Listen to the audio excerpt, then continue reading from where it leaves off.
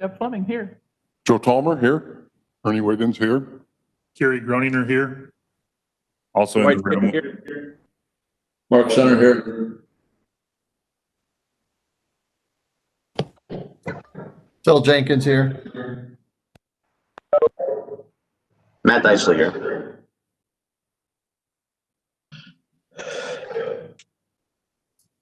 Also in the room, we have Councilman Mike Belovic. I'm always going to get that wrong. I'm sorry, Mike. And with that, we do have a quorum, more than a quorum, to conduct business today. Okay, first item on the agenda would be the approval of the minutes of August 12th. Entertain a motion. Move for approval. Second. Second. Motion and a second. All in favor say aye. Aye. Those opposed? Motion carried. Chairman has no report. Financial report. Debbie? Good morning. Can you hear me okay? Yes. Yes. Okay, great. You should all have the July 2020 financial report. On our cumulative statement of expenditures on fiscal year to date, it's $404,050.56. This is the first month of the new fiscal year, just for anybody who's on a calendar year. Our cash balance for the end of July was $2,176,051, and our disbursements for the month of July was $606,123.70. Does anybody have a question?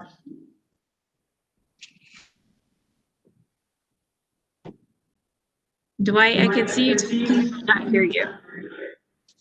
I don't have any concerns or questions, but the feedback echo is pretty bad. I don't know. All right. Maybe you got a sound loop going on, but I would move for approval.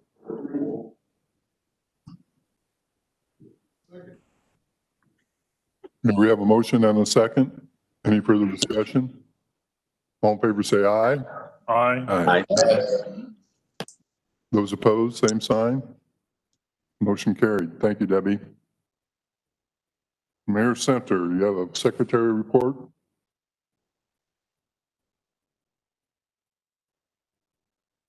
August modifications.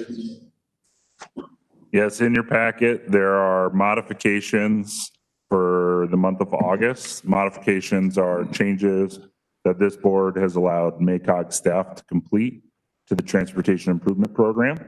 And you can find those listed online and also available in your packet. If you have any questions, feel free to ask staff. Thank you, Mayor. Old business, James?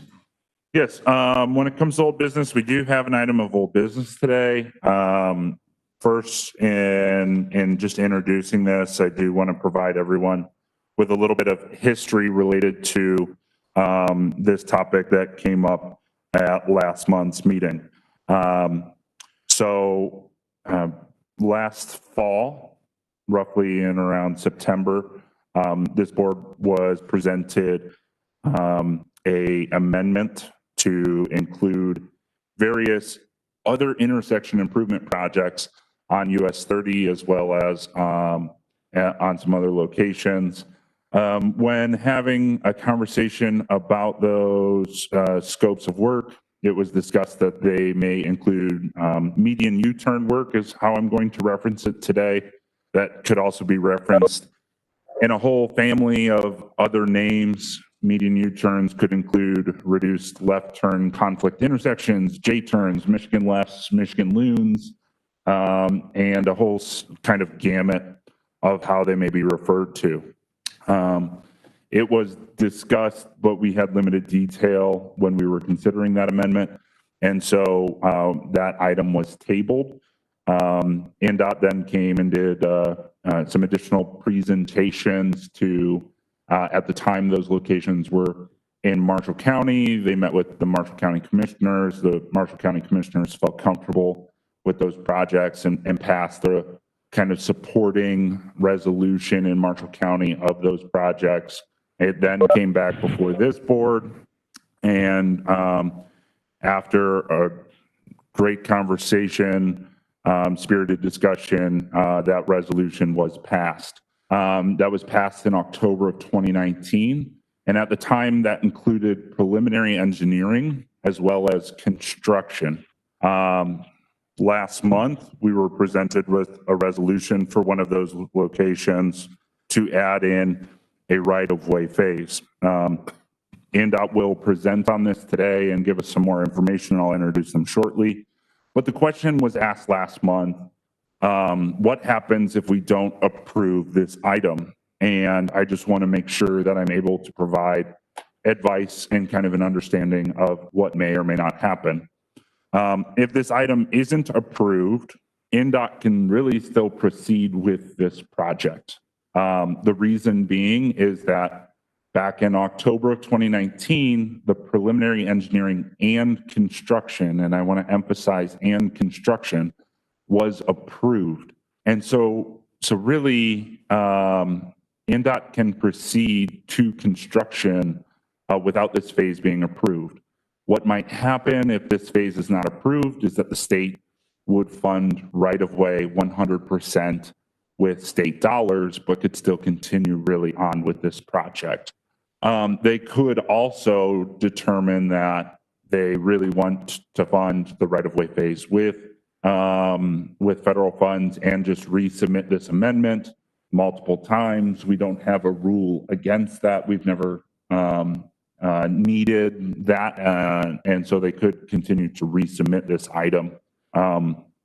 But I want to make sure that you're aware that this project could still proceed to construction without really any action on this item. Additionally, hopefully NDOT, what we ask them to cover is information about kind of the median U-turn family, what they are, how they work, and specifically this location. I want to make sure that folks know, board members who maybe are a little bit newer, that Federal Highway has designated the median U-turn, the reduced left turn, conflict intersection, whatever you might want to call it, as a proven safety countermeasure. Various studies in Missouri and other locations have shown that they can reduce injury and fatal crashes by 54% or 30%, depending on their design and location. We were asked last month by board members if we could also talk about the Michigan left turn or the Michigan loon, whichever you might want to call it. We have information on that as well. Honestly, the way that Michigan has implemented these, I feel, is very different than what Indiana is proposing. Michigan has often taken rural highways that have then seen suburban sprawl or development, and then has a high need for left turns into various development properties, and then converted those into corridors that have these systems on them. And that's where Michigan has seen them work best. And you might see a lot of these, especially in the Wayne County area. So I did not prepare a long, lengthy report related to that because I feel like Michigan's implementation is drastically different than what Indiana is proposing. So with that, we can obviously, as MACOG, answer questions related to this, but I want to reserve the majority of the time for NDOT. Matt Deitchley, the LaPorte District Deputy Commissioner, is on, and he has his whole team with him to do a presentation related to J-turn safety benefits and applications. So Matt, I'll turn it over to you. Sure, thank you, James. Buddy. Yeah, as James was mentioning, last month there was some questions. And if I can ask everybody to mute, because we're having a lot of feedback on kind of so if you can mute, and then if you have a question, feel free to pop on. I'll make sure everybody's got that. Okay, so we'll move forward here. If you can mute though, please do so we're not having so much feedback. I just want to make sure everybody can hear appropriately. So there were a lot of questions last month about median U-turns, reduced conflict intersections, things like that. I'm going to pause just for a second. Mute, please do, because I hope everybody's hearing the same thing I am. A lot of feedback. Everybody is. So it's like almost everybody's muted there. I was going to say, we don't have any feedback in the room. Yeah, I think that's a challenge. That people on the computer are hearing the feedback in the room, so I think that's part of the reason why. Because it's pretty bad on the computer. I will do my very best to continue then, but if anybody in the room can mute in any way, that would be helpful, because everybody on the computer is having a lot of challenge hearing it. I'm seeing nods, so. Besides the NDOT team, are other people having challenges? Commissioner Fish, are you having challenges yet? Mayor Center? You hearing okay now? Okay, we'll continue. I would suggest if maybe the host was able to mute. I think that's where it seems like a lot of that is coming from. We're talking with them right now. Donnie's not great. muted. Donnie Richmond's not muted. Okay, is it that better? Let's see. Yeah, I think that's considered very much, and I appreciate that. As I was saying last month, we had some questions, obviously, about median U-turns, and we also call them reduced conflict intersections. The reason why there's so many names for them is ultimately there are different types. J-turns being one of them, Michigan lefts being other. There's different applications. I do want to mention before we get into presentation too, James mentioned about the corridor approach in Michigan, and I do want to stress that NDOT, that is our preferred tactic for a lot of these as well, not just J-turns, or median U-turns, but also our entire corridor approach is kind of how we approach any kind of safety feature. We like to see things at a corridor approach. So, there may be additional proposed median U-turns in certain highways, not necessarily 31 or 30, but other places, because we see they work best in a corridor approach as well. So I want to turn it over to Alan Holdreed, our traffic engineer, for the presentation, and also Adam Parkhouse is our communications director. So the three of us are here to either answer questions or present. I do want to offer, if anyone has any questions in the middle of the presentation, don't be afraid to unmute and go ahead and ask. And we'll answer those as they come. Beyond that, we will obviously answer questions at the very end too. The one thing I want to stress too is that James mentioned obviously that NDOT can proceed with this US 30 application here. Stress to everyone that I'm a former communication director, and I stress to everybody that I want to continue the communication for all of our partners, whoever that may be. So I'm happy to do a presentation now. I'm happy to do a presentation for any groups that are interested in questions about either this or any other thing that NDOT is leading the way on. So we're happy to continue to continue that partnership with everyone too. So beyond this meeting, if you have other questions or concerns, either reach out to me personally, or I can certainly put together a presentation for a group. So we want to be good partners in this and make sure everyone understands our direction. Alan, if you'd like to go ahead, and I don't know if we can share Alan's presentation. That looks like right there.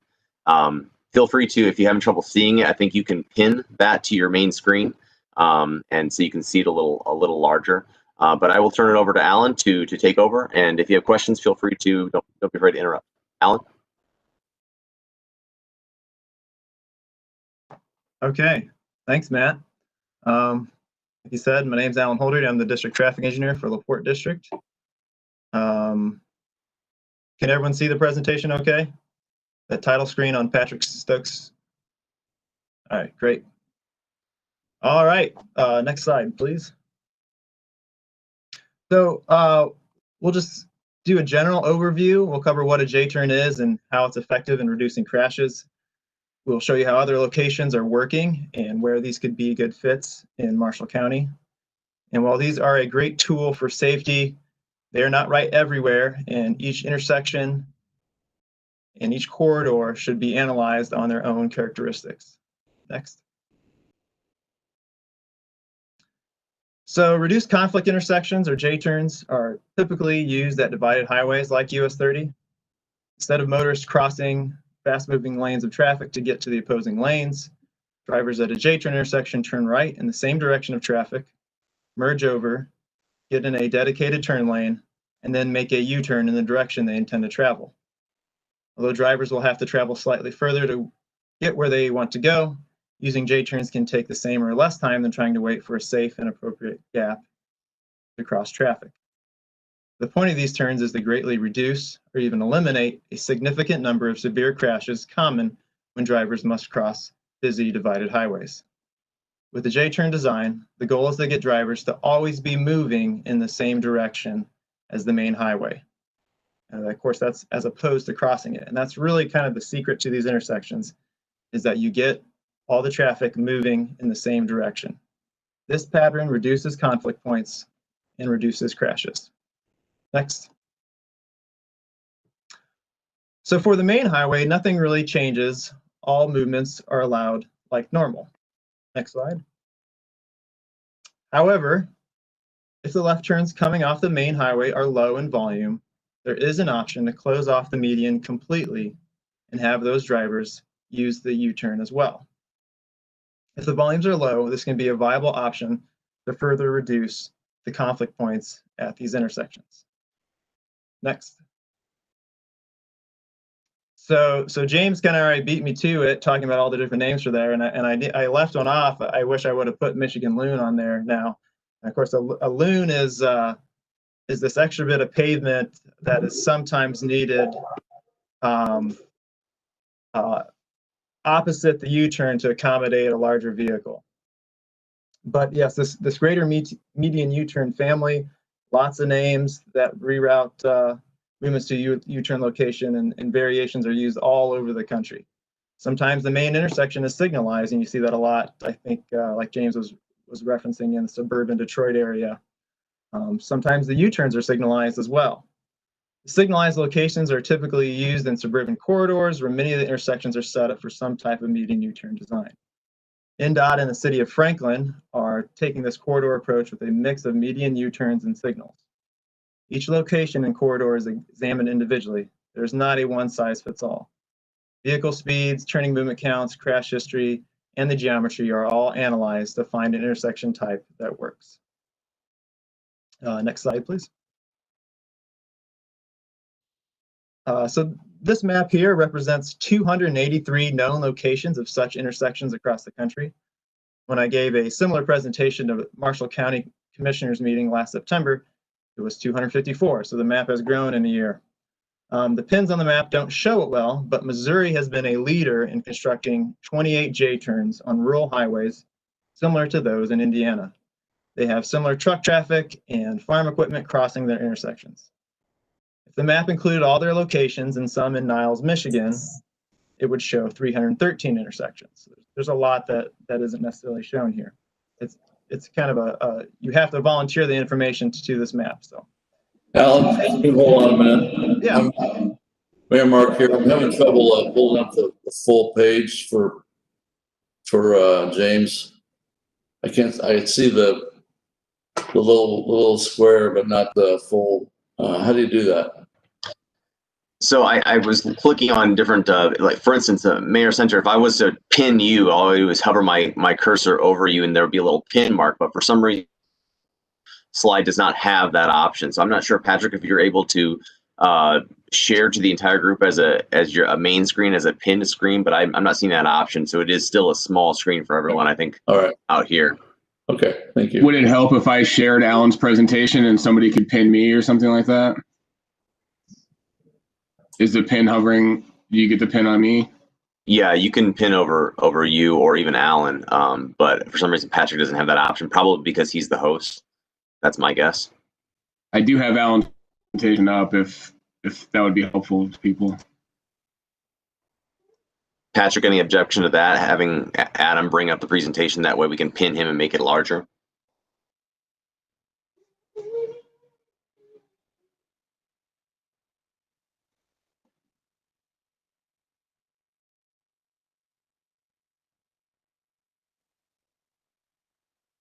Okay, so I'm sharing now. I don't know if everybody can see that. I've seen it get significantly larger. Anybody else have it not seeing that? Thank you very much. Sure. I'm guessing my presentation isn't exciting enough that anybody wants me to start over, right? We can just keep moving. No, Alan, I'd say proceed. So there's easily over 300 of these in the country. So that bigger screen really helps show that distribution across the country a little better there. So some of them are missing in Michigan area, and so if you take a quick trip up US 31 on the bypass, take your first exit in Michigan. On US 12, you can drive a few of these on either side of the interchange, including one that services a busy truck stop. I mentioned that one because I figure probably a lot of us have driven that and have, if you want to get back to the interchange after visiting the truck stop, you need to use a U-turn to do that maneuver. So another nearby reduced conflict intersection location is US 30 at State Route 101, and that's on the east side of Fort Wayne. All right, Adam, I think you're in charge. So next slide, please. Okay, thank you. So what does a J-turn look like for Indiana and US 30? Well, we're targeting the lower volume side roads. We are planning on building unsignalized J-turns primarily at this point. Doesn't mean there won't be an option in the future.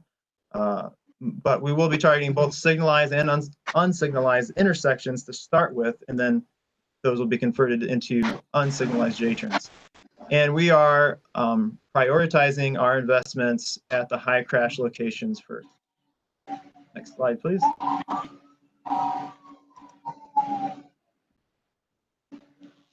Okay, so to understand why a J-turn works, we need to understand what crashes it intends to eliminate. J-turns target the typical right angle crash on the far side of the intersection. Motorists usually make it safely past the first half into the median, but then make a failure to yield on the second half of the crossing. This crash is the predominant crash at stop-controlled intersections on most divided highways. It is very difficult to judge speeds of 4 or more lanes. You count the turn lanes, right turn lanes, left turn lanes on both sides, motorists actually have to deal with crossing 8 lanes of traffic. Angles can also cause issues with the pillar between the windshield and the passenger door window, temporarily hiding oncoming vehicles. Next slide, please. Another issue that complicates things is the short storage.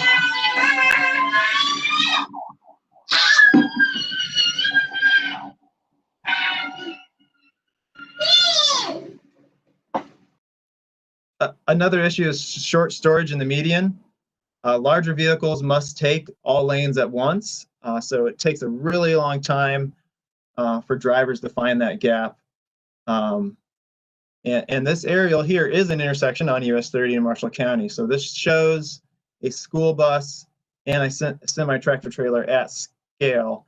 And of course, once you get vehicles waiting behind that, then it just really adds up to minutes of delay for everyone on that side street.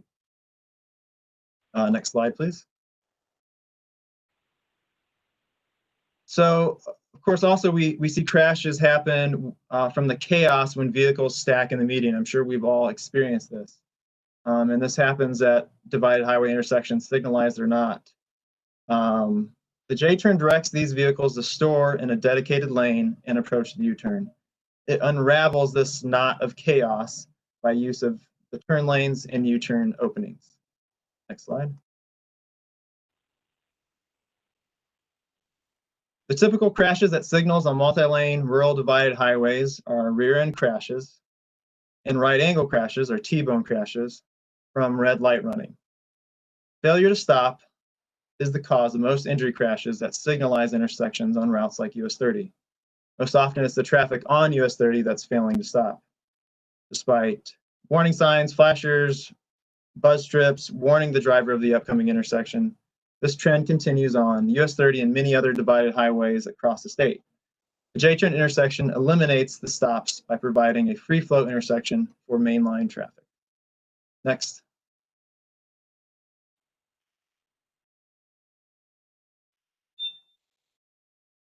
So J-turns have proven to be a safer alternative to a traditional roadway intersection on a divided highway because they eliminate or greatly reduce right-angle crashes, the crash type most responsible for fatalities and serious injuries at intersections. They eliminate the need for motorists to cross the high-speed lanes of traffic.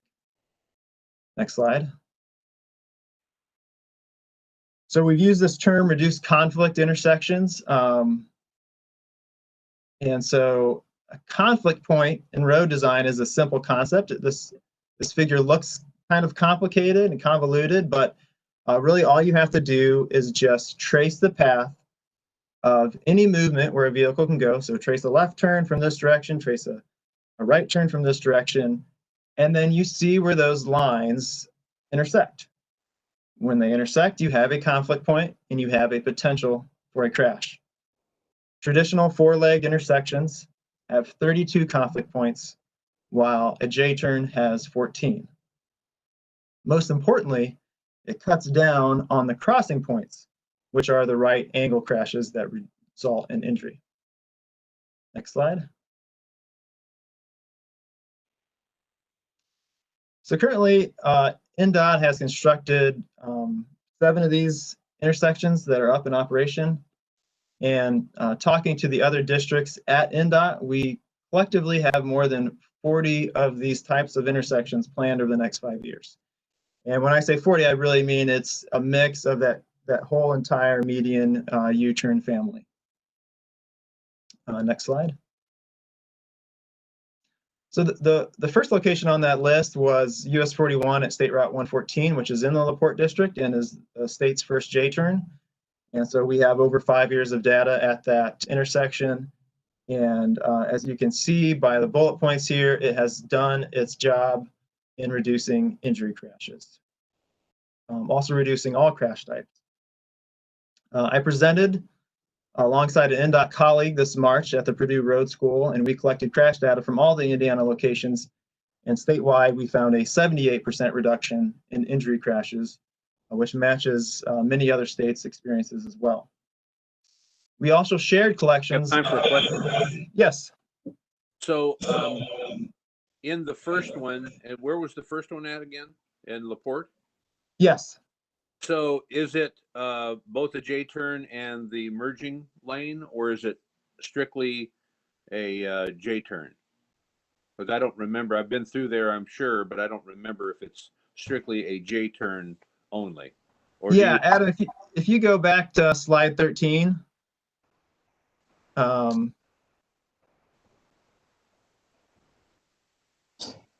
So that is actually an aerial image of US 41 at State Route 114.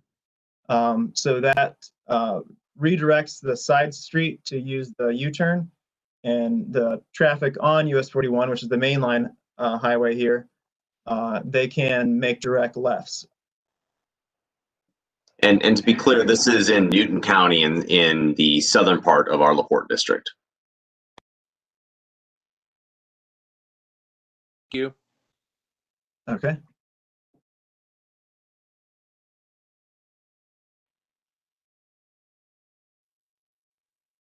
Yeah, we can start there. Yeah, so we shared some of the public reactions we've gathered over time.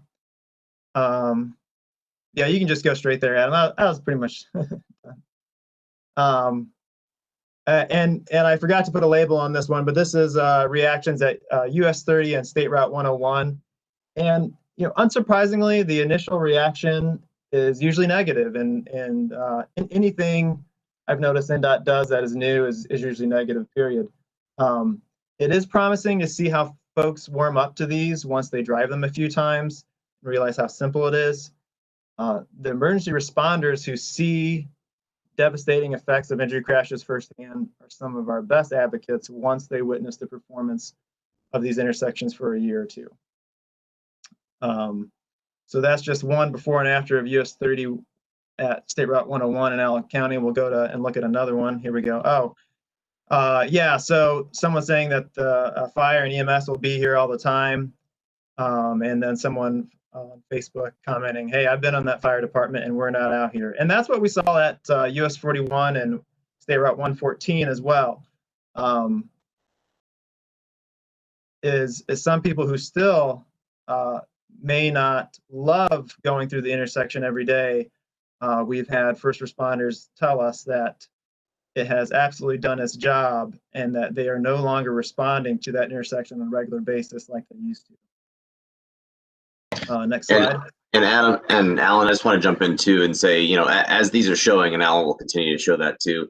That's the thing that I've been in. I was communication director when we installed the very first state J-turn. That's the one on US 41. And throughout those 5 years, that's the one thing we found the most prevalent, as Alan is showing here, is unfamiliarity.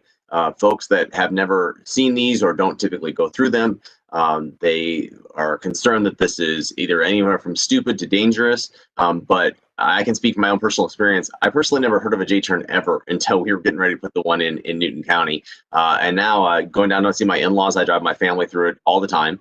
And it is very simple. And one of those things that once you do it, you realize this is not that challenging. And it works is the most important thing. So Alan, go ahead.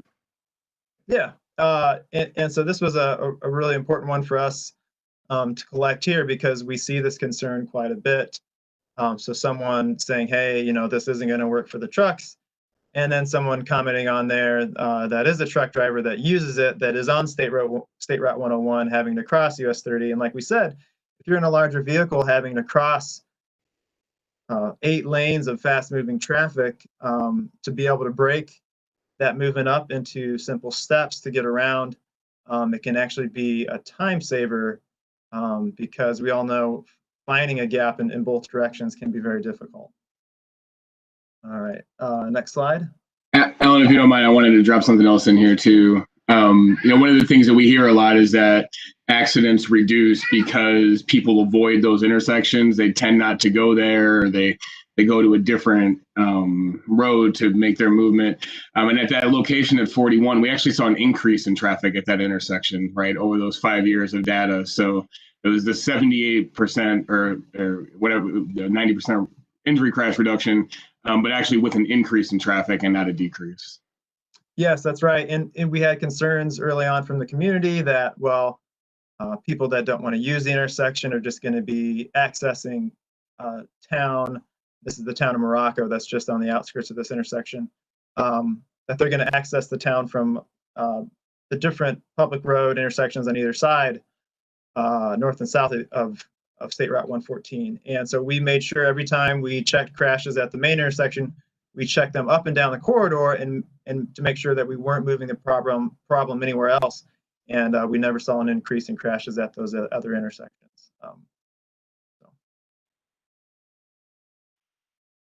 And so I won't read these quotes, but I will give you a little time to look them over.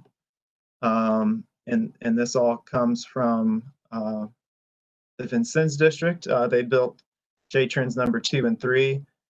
And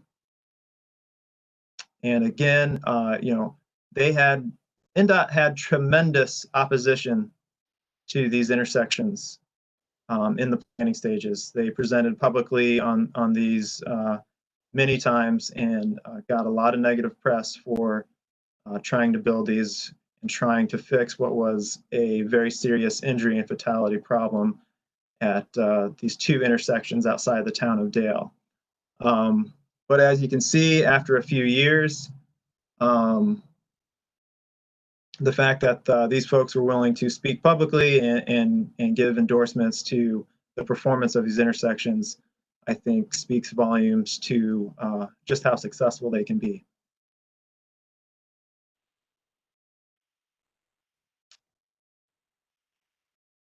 All right.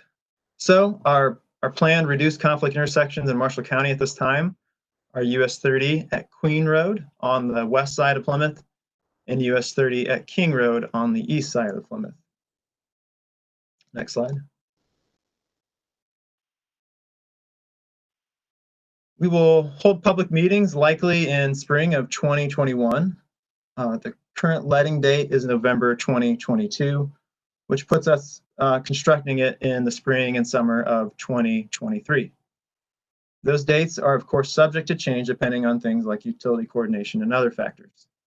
But I did just want to give you this timeline and show the steps we've taken so far to communicate this with Marshall County. Like I said, right around this time last year, we went to a Marshall County Commissioners meeting and had a unanimous resolution of support.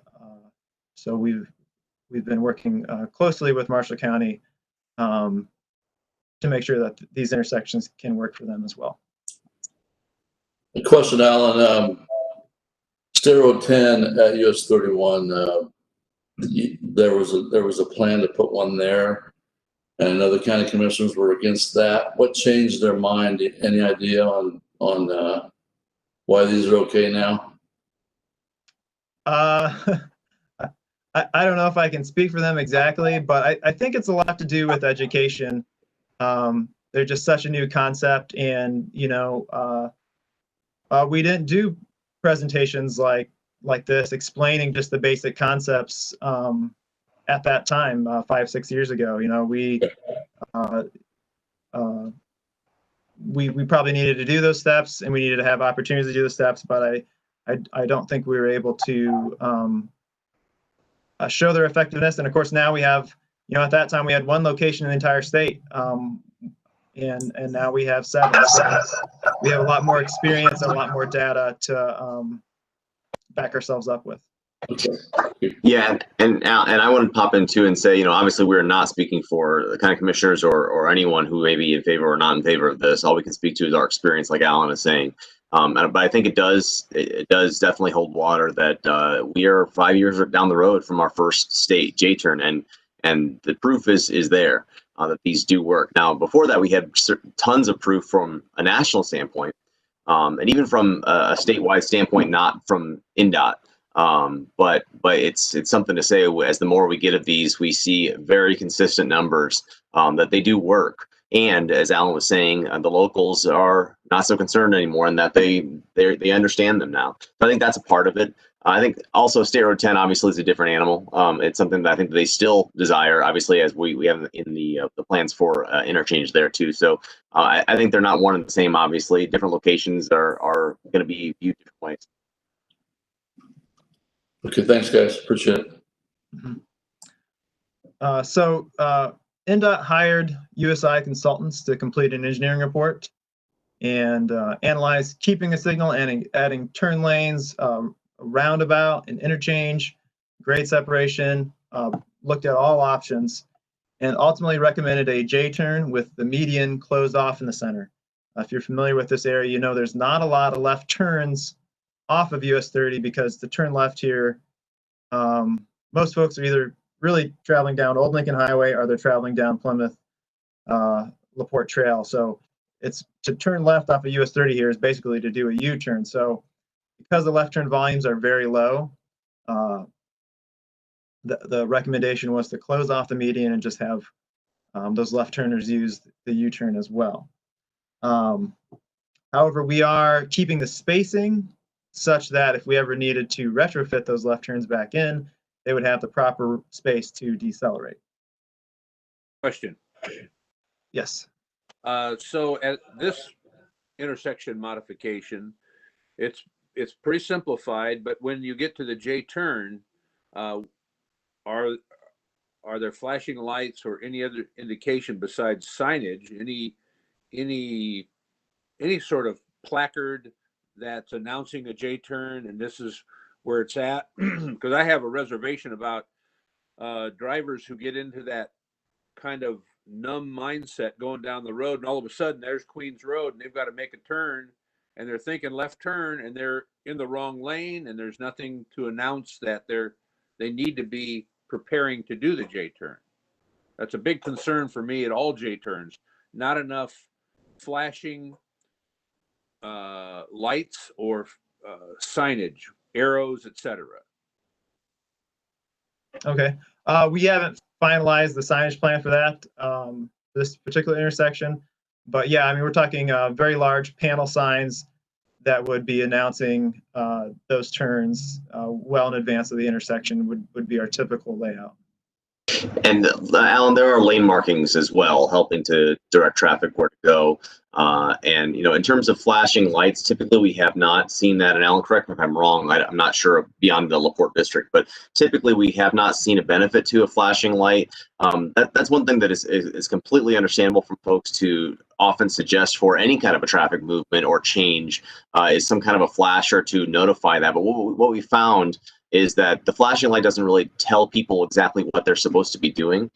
So while in theory it makes a lot of sense, it doesn't always in practice work like you think it would. So we found that the big panel signs that really oversized to make sure folks can see what they need to do, and the pavement markings really tell the story a little better than simply a flashing sign. And Alan, please do jump in there if you have more to add to that. No, that very well said. Yeah. Yeah, it's so you may be aware of several severe crashes that have occurred here over the years when semi-trucks fail to stop, and typically more so coming from the west going eastbound. So the other part of my question is at the actual J turn, you've got the bump out there on the outside of each lane. Is this just the first architectural drawing rendering of how it should work, or can you modify those in so those it looks to me like and I'm only thinking about the impatient driver, the fellow that or lady that missed that turn with a box truck or a semi truck that is going to have to make quick movement and then get into that lane quickly and swing out. Is that a confining move? I know it's a bump out, but is it large enough to accommodate a fast turning 18-wheeler?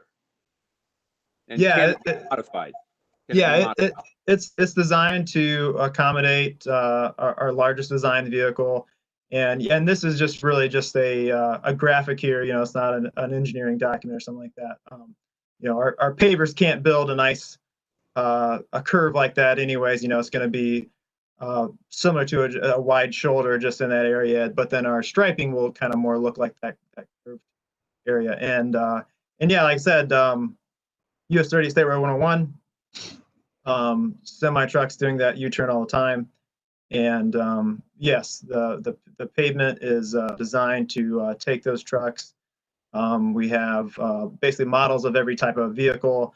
And so at the public hearing, we'll bring diagrams of these types of vehicles and show exactly how their tires go around the path. We for all sorts of different types of intersections, roundabouts, J-turns, we like to show what the 18-wheelers look like, what different combines look like, to show how they're going to be able to get through the intersection. And in terms of your question about the quick turns and issues like that, we haven't seen so far with our J-turns we've got in there now any kind of accident trend that shows that folks have had that issue. As Alan was talking about, we do talk about injury accidents as being the key to reduce, but overall accidents and property damage has also been reduced. So we haven't seen a trend like that for other locations having that issue. Yeah.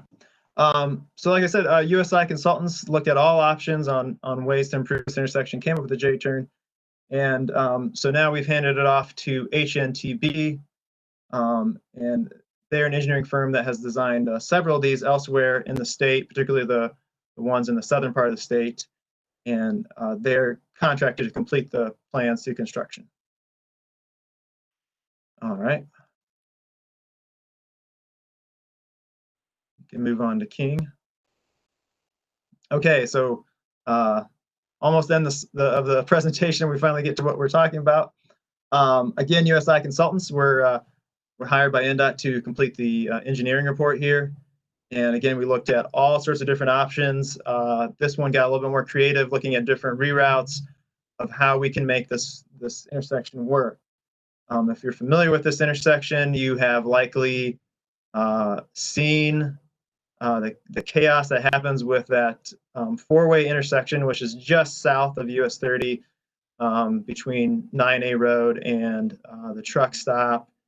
and how traffic coming from US 30 doesn't have to stop, but both approaches of 9A have to stop. The exit from the truck stop, they have to stop. But let me tell you, if you're the 5th truck in a queue and you see those green lights ahead, a lot of those trucks don't tend to stop, or they kind of tend to do a rolling stop to get through there because they don't want to have to lose out on that green time at that signal. And so it's a very awkward intersection because of the proximity of the signal and the 4-way intersection that services the gas station. So after playing around with some different alignments in the engineering report, this is what was ultimately recommended and shown to Marshall County. And so as you can see, where that new alignment comes out to the east side of the gas station, that little corner there, that triangular corner, is the right-of-way take that we'll be looking at. And you're also, there's crashes from the congestion at the between the stop signs and the signals, but folks may also be aware of the severe rear-end crashes and red light running over the years here. For the presentation, I was just out here last week. I counted more than a dozen warning signs with flashers, buzz strips on both approaches to the signal. So there's lots of warning to the drivers, except we still kind of see those typical crash trends at a signal on a route like US 30. So HNTB, again, is the firm that is going to complete the design on this intersection. The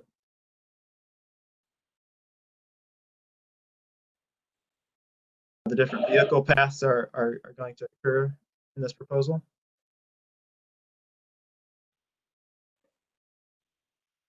I don't see any questions, but just want to make sure everyone understood how that's going to work. So again, just to wrap up, we have a proven crash reduction with these intersection types in Indiana and the nation. And so we're going to start here in Marshall County for US 30, but similar US 30 intersections could be suitable, and we're going to approach that looking at prioritizing our investment in safety first.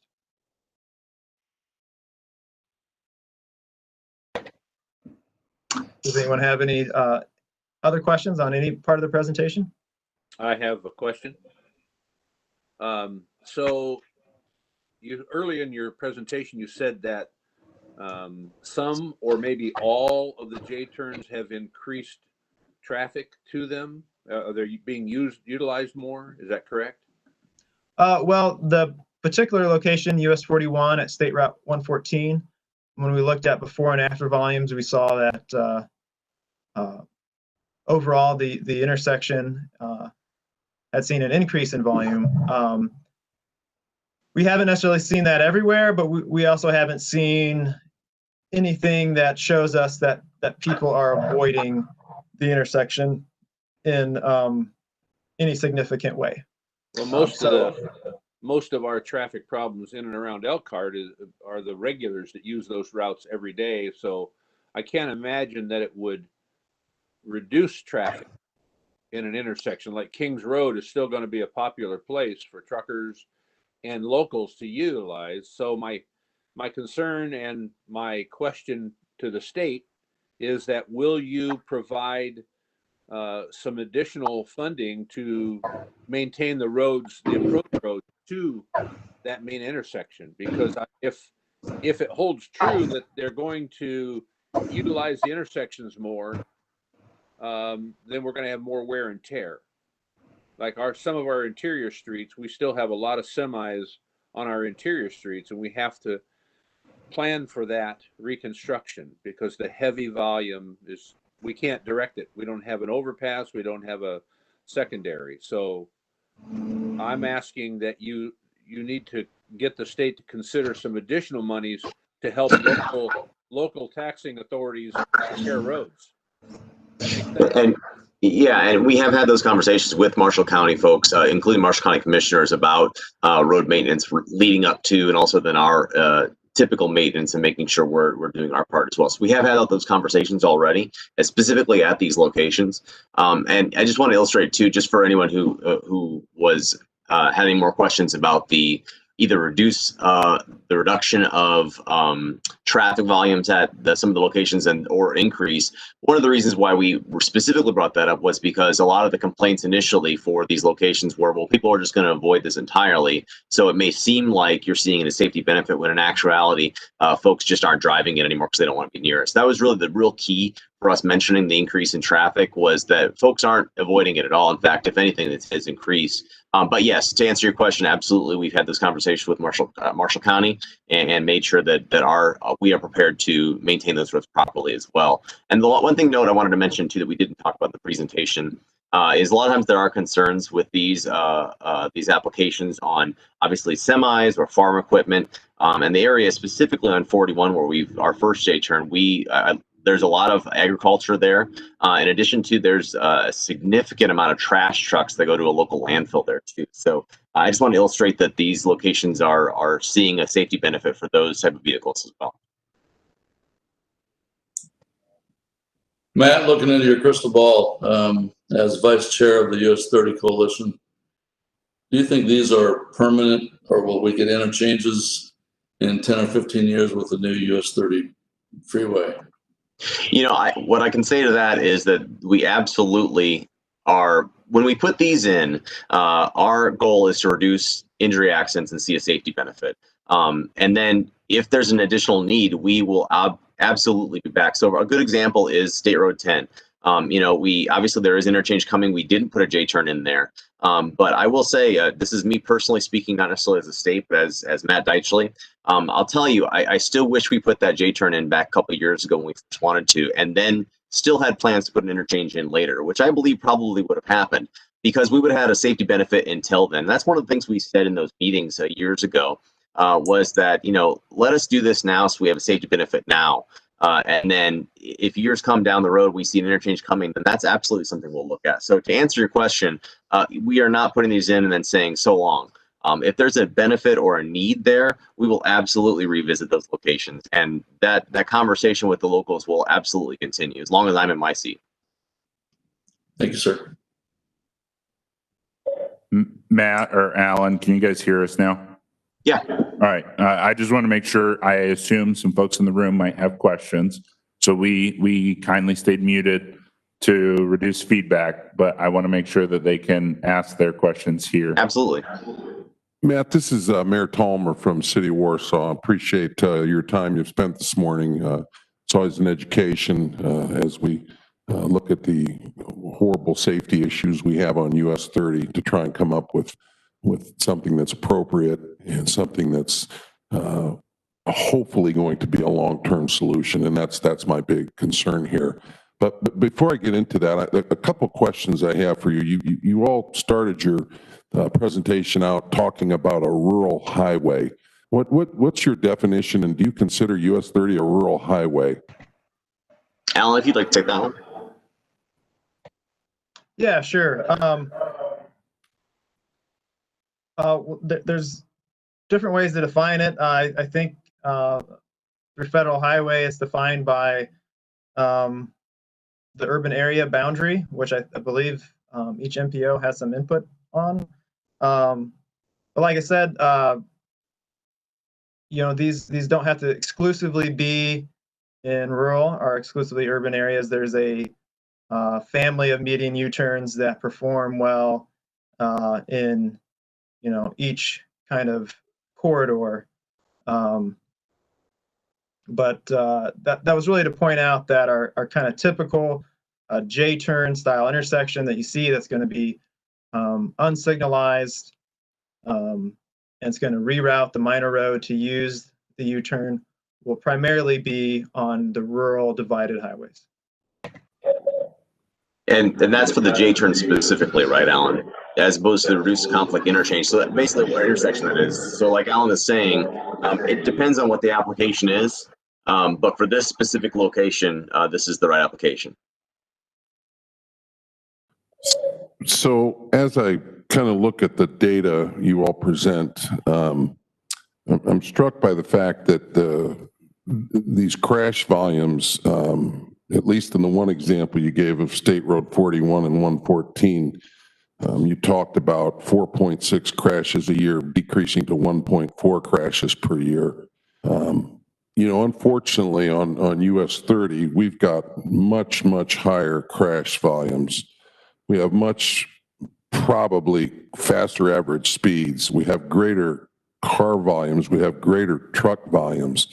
And I don't feel that US 30 is a rural highway. I consider US 30 a road that is over capacity with truck volume, with car volume that continues to increase, that these applications potentially could be a Band-Aid in certain areas, but the long-term commitment to a long-term solution is a concern here. There's been no commitment made to intersections that these fixes won't work at.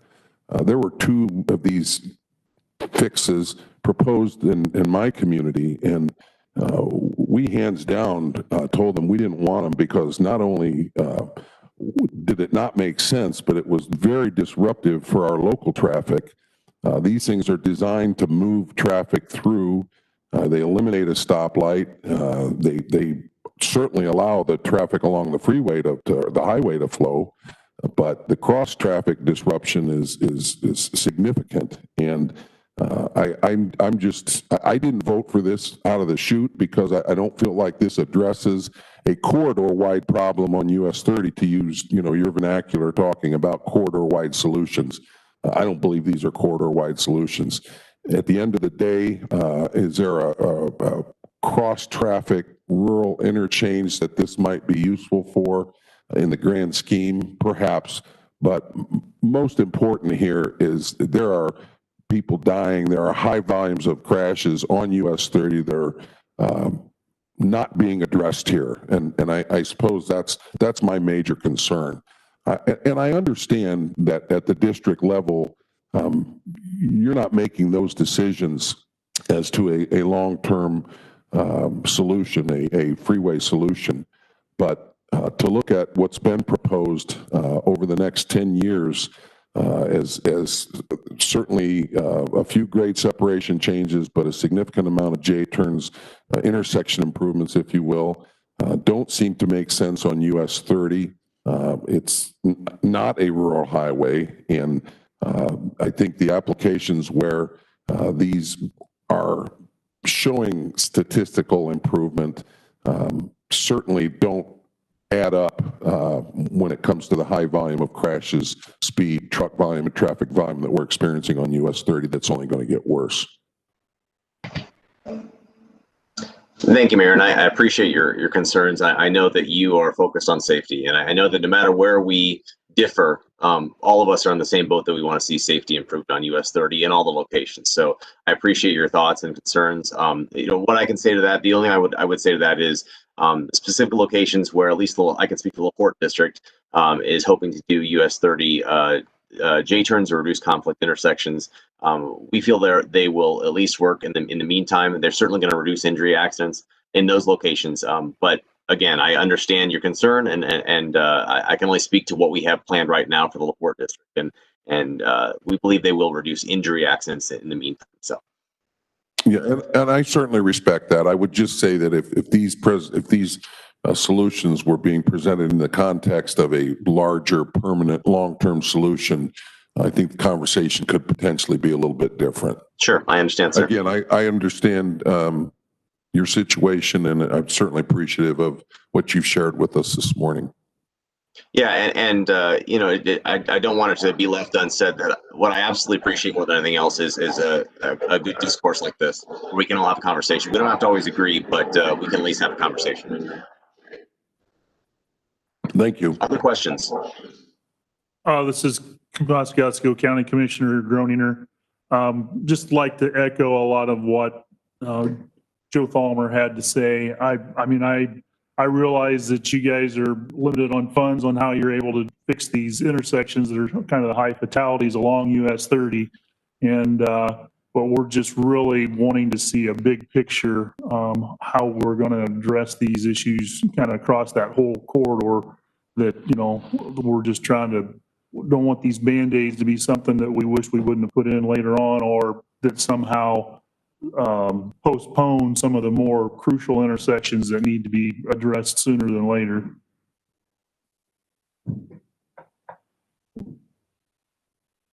So, I mean, really, I think we had a good conversation last month, and it was said at the end of the meeting by Mayor Tallmer that we appreciate and are grateful for everything that NDOT leadership does, the work they do, the assistance and responsiveness that they offer our region and communities. I think ultimately what a number of members have said both last year and this year is the desire to understand the plan for US 30 and whether that's a short-term plan combined with a long-term plan, but understanding what the whole picture looks like is really something that a number of members have commented on. And to just kind of sum up that conversation, you know, it's not a question of whether J-turns or R-cuts or median U-turns are a tool in the toolbox. I think we acknowledge that they're a tool. It's this question of context and then what is the long-term plan and desire. And I think that's just what a number of members have been hoping and wanting to see and to work with NDOT on. I don't know if there are any other questions from any of the other members. Otherwise, then I'm going to ask for a procedural point of order from our legal counsel on the motion last month was to table until the next meeting. So I assume then that there would not be a vote needed to bring this from the table based on that motion. Yeah.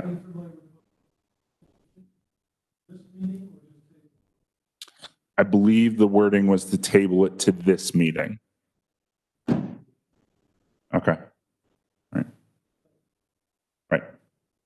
So that's what we would be needing to do then, is to bring it from the table.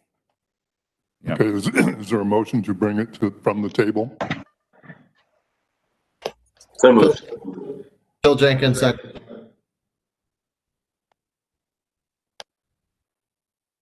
So we have a motion and a second. Is there any further discussion? All in favor say aye. This is bringing the motion to the table. That is correct. Correct. Aye. Aye. Aye. Those opposed? Motion carried to bring it to the table.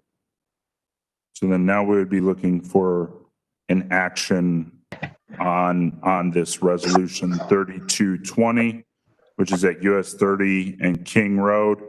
It's an intersection improvement, and the phase is adding right of way as previously discussed throughout today and last month. Chair would entertain a motion to approve.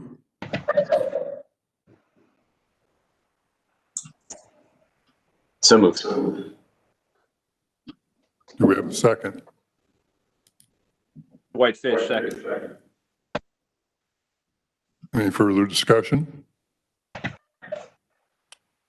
All in favor say, well, I was going to say, so based on this, I think it might be best, because of the divided audience here of the folks online and in person, to just kind of go through. I have a listing of all of the members that I believe to be present. I'll walk through those. We'll ask for your vote. And then at the end of that, if I've missed anyone before we conclude that vote, we'll just do a double check. Any further discussion on this? go ahead. Just to the state folks that are listening in, Alan and Matthew, I have been reluctant to vote for these. I'm a little hesitant, but I believe that we'll move forward. But I'm concerned about the length of the J-turn not being enough to slow traffic and to prepare for turning. That is a big concern. And of course, I stated earlier that flashing lights. There are some intersections. These J-turns are not going to solve a majority of the problem, but I see them as a temporary way to then bridge that gap to make US 30 a controlled highway, to make 31 a controlled highway. So I'll be voting for this, but I want you to both consider both the money, the safety part, and that length of J-turn, because we've got a lot of truck traffic, as I witness every day in and around Elkhart, my travels in Michigan and down to Indianapolis, where people are sleepy, they're tired, they're numb, and we've got to give them every option to reduce the accident they could potentially create. That makes sense? Yeah, I don't disagree, and we'll definitely have those conversations as we move forward in developing these. And yeah, I hear exactly what you're saying. The one thing I will stress too, based on what you said, what we talked about earlier, was simply that I understand the request for a corridor approach for the entire corridor. But if we can reduce injury accidents right now, at least in this one location, that should be what the vote is focused on for me personally. And I hear what you're saying. I thank you, Commissioner.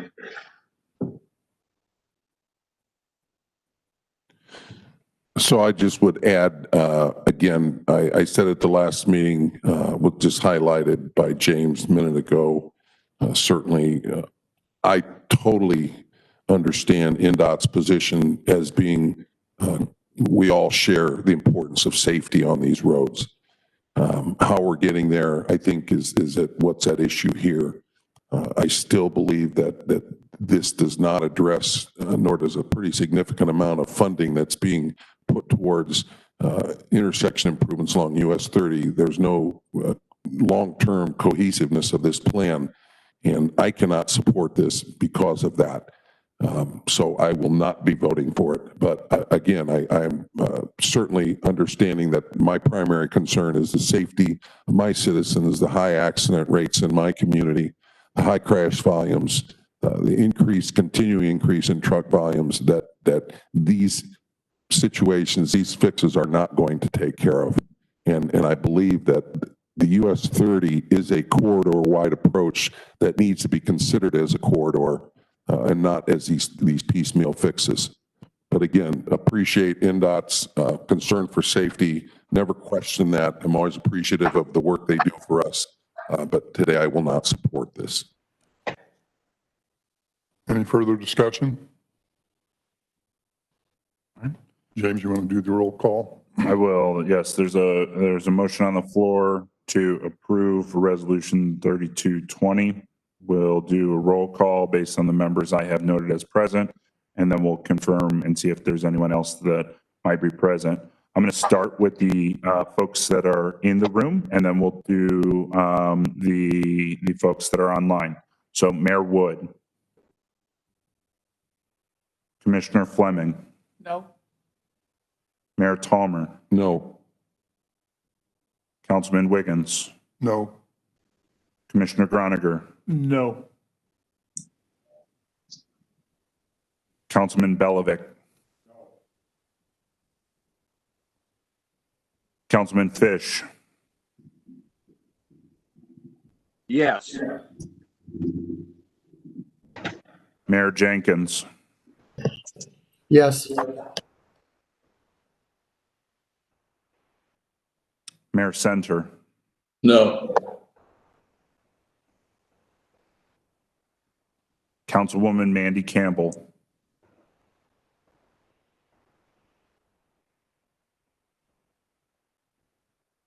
She might have dropped from the call. Okay. We'll come back. Commissioner Todd Johnson.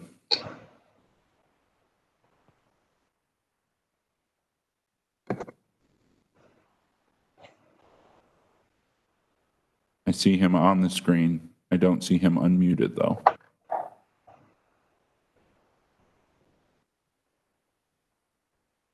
I mean, I know it's a fair assumption how Commissioner of NDOT Fort Wayne, Todd Johnson, would be voting. If, Todd, if your microphone's not working, if you could just type into chat. because I have a fair assumption that I know how you're voting.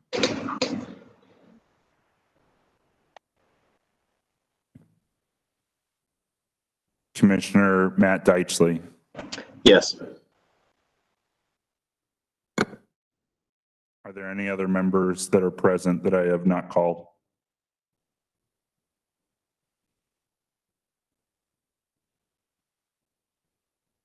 Noting Commissioner Todd Johnson as a yes, this motion fails by a vote of 7-4.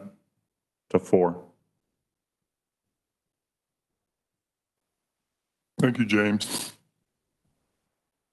Then moving on to new business. James? Yes, under new business, we do have a few items today. Ryan will be presenting those new items for your considerations. Good morning. There are only two resolutions to discuss today. Each item has each resolution has two items to them. So resolution 3520 begins with a project on State Road 19, the intersection of County Road 7. It is an intersection improvement. This project has mainly come to concern due to right angle collisions at that location. And they are asking for both preliminary engineering and right of way to be added to the tip. If there's no questions, I'd ask, sorry, there are two. Item B is at State Road 15 and County Road 146. This is an intersection improvement as well. It is for added turn lanes at the intersection on State Road 15. It's to reduce conflict points at New Paris and entering the industrial facility you might see on screen. If there are no questions, I would ask for your approval of 3520. Bill Jenkins, motion to approve. Mayor Tolmer, second. Okay, we have a motion and a second. Any further discussion? All in favor say aye. Aye. Aye. Those opposed? Motion carried. Thank you. Moving into resolution 3620. This is a project on Douglas Road. The project stems basically because of initial funding being broken out into multi-years because it's a rather large project. Item A is calling for the deletion of DES number 1900506 from the TIP and moving those fundings over to item B, DES number 1400639. This is a corridor project that starts just east of Notre Dame and goes to State Road 23. If there are no questions in regard to resolution 3620, I'd ask for your approval. Yes, so yeah, the project lets in December this year, so we'll begin construction in the spring next year.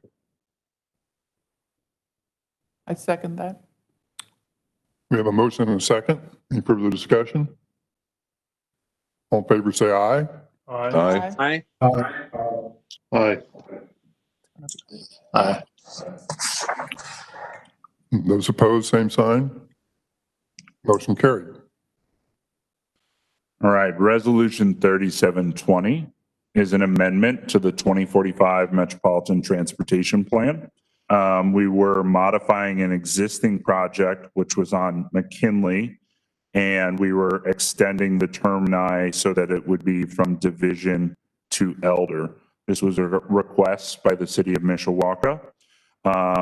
We went out to public comment and had two opportunities for public virtual open houses related to this amendment.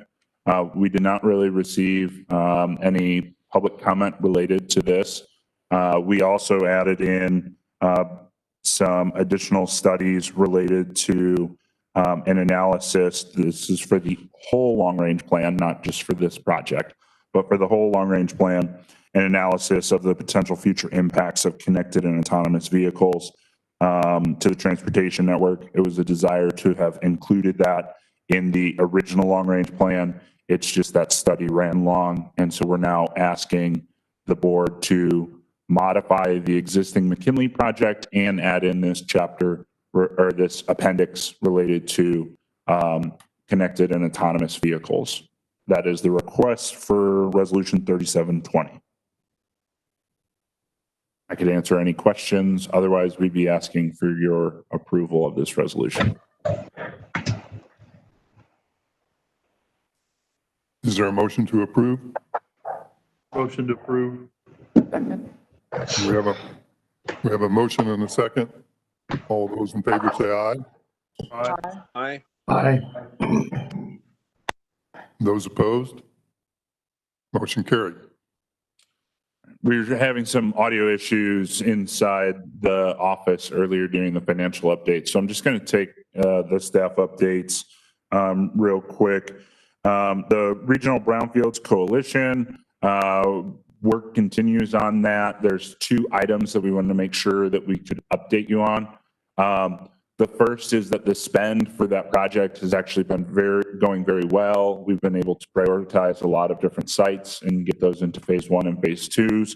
And we were actually thinking, based on previous precedent, EPA has always said when they have the next call, at least the last 2 years in a row, that if you're at 70% spent by January, then you could apply for a new round, which would mean that in our 3-year grant, after 1 year, we were actually on pace by January to have spent that. So we were doing very well. However, EPA, as often happens with granting entities, they changed their mind on certain things. And when they released this recent call for projects, they changed it to reflect the federal fiscal year. So they now want 70% spent by October, which is completely unrealistic from our perspective to do that in our case. Across the EPA, it might make perfect sense to reflect it based on the federal fiscal year. That's not a problem. We just thought we might be able to apply early and try and capture more funding. We'll continue with this current grant and do lots of successful work with it, and then look to apply this time next year. We got excited internally for a minute that we might be able to capture some more funds at an earlier pace than we anticipated. Additionally, you will see that we are moving, we kind of paused a lot of our public engagement components related to brownfield during COVID, just because of the very nature of that. So we have now introduced a plan to do a lot of that virtually through a variety of then open houses and surveys, which our EPA kind of manager said that he thinks it looks like it could be a best practice and something that he'll share with his other grantees. So you will see that there'll be postcards that are going out to kind of select addresses within certain focus communities, predominantly in the Elkhart and Warsaw areas, as those are some of our top kind of priority areas with the Brownfields Coalition, as well as then just kind of an overall public survey. And then I believe there are 2 opportunities on September 22nd, I believe, for kind of a virtual open house to try and get folks engaged.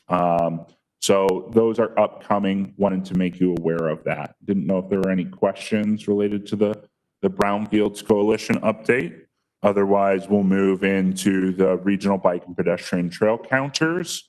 James, I just want to jump in real quick. Absolutely. The one site that you all have been looking at in Warsaw, the old previous Arnold building, we just announced a housing project on that site, and we're really excited because it'll be a transformational project in an old tired industrial area, and certainly your assistance and MACOG's push in that brownfield assessment, I'm sure had a big part in everybody feeling a little bit more comfortable that this will be taken care of. So, man, it happened fast, and we're very, very appreciative of that. So, right. I know these things are always difficult to try and evaluate what you can do with a contaminated site, and nobody wants to touch it, but you all stepped forward, and it made a difference. Thank you, and hopefully we can do that for additional sites. There's plenty of sites throughout the region that could benefit from understanding whether or not they are even contaminated, because sometimes it's just the old wives' tale of that everybody just knows there's contamination, but when you go out there and do it, there actually isn't. That's happened a few times, but then, if there is, understanding then how to be able to remediate that. So that's really what this is all about. So thank you. Moving on to regional bike and pedestrian trail counters.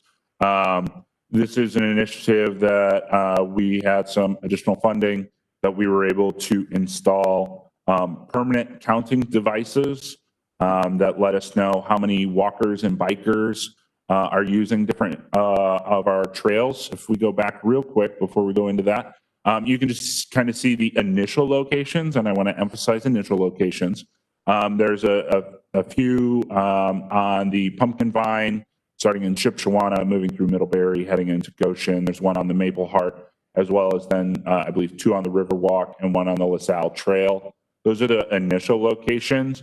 We do have some funding this year from our rural programming to be able to work with Warsaw, Winona Lake, and then the city of Plymouth to talk about potential locations on those trail systems, to include that, to really get at good data for usage. So if we go to the next, you can start to see just initially from the trail counters, you get this kind of data, which is showing you usage based on walking and biking. And then these are just showing the different locations as well of where people are utilizing them and on what day they're utilizing them. We're just kind of getting into the analytic portion of this. So this is kind of this rough draft, but we hope to be able to share that then and have a public interface for that as well, so you can kind of see when those uses are. We think there's a whole variety of different ways that this data could be used by local governments in understanding, how those trails are being used, when they're being used, et cetera. So I don't know if there might be another slide as well. These are on the mill race. I said the Maple Heart, I apologize. So the mill race, and then the Pumpkin Vine as well.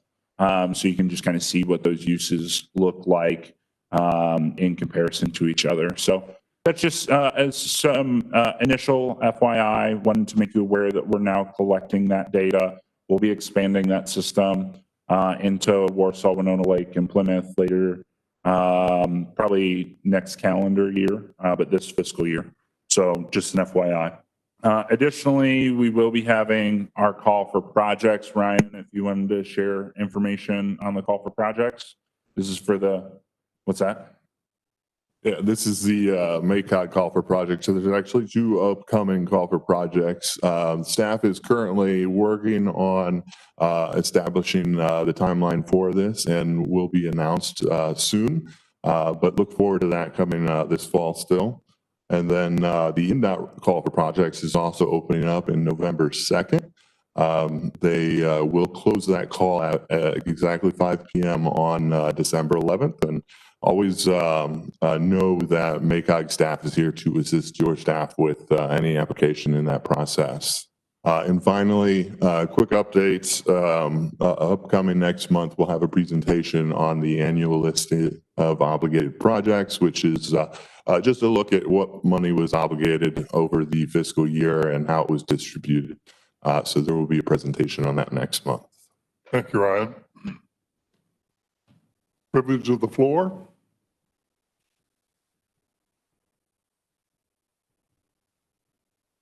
Hearing none, we'll move to public comment.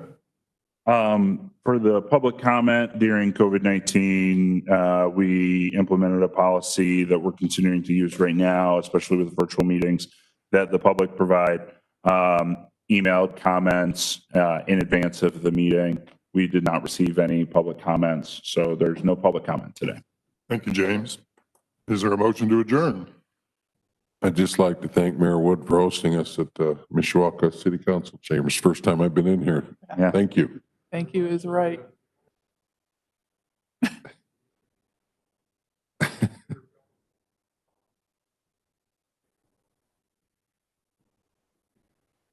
before we move to our new city. Not sure I'll take you up on that, but I'm sure someone will. Yeah, I also just wanted to extend a thank you to everyone with the city of Mishawaka helping us host this site. Thank you. Definitely was very helpful. Appreciated all of your assistance. Next month, we do have the council chambers in the County City Building Reserve for in-person, as well as we'll be offering the virtual online experience still as well. Thank you, James. Is there a motion to adjourn? So moved. Second. All in favor, say aye. Aye. Those Aye. opposed?